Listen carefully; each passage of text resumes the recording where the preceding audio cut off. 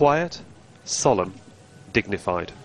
Hundreds stand in silence each year here in central Delhi and remember those killed in 1984 during one of India's bloodiest periods.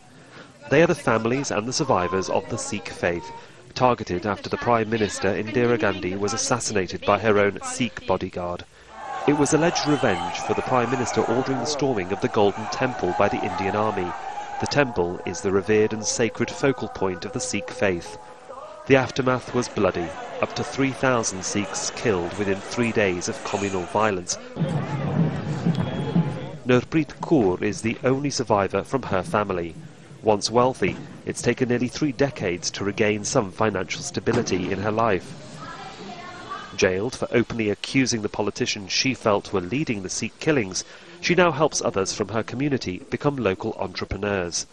Financial security hasn't dimmed her drive to seek justice.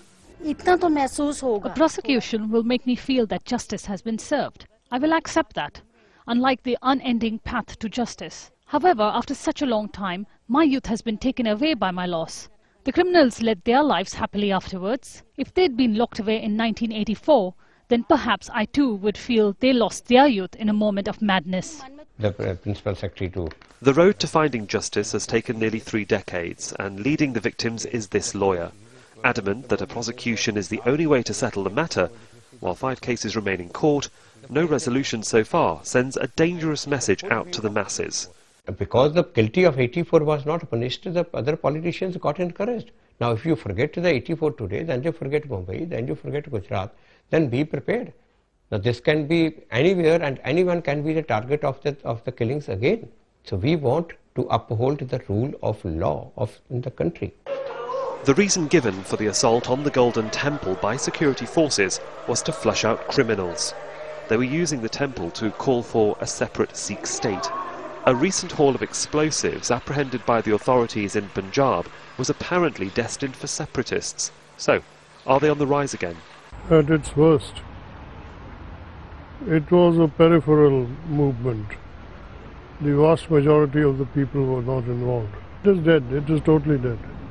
There is no issue of Khalistan now.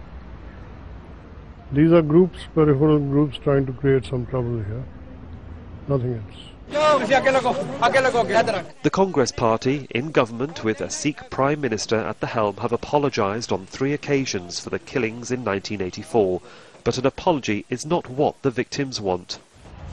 For the relatives, the events of 27 years ago remain unresolved.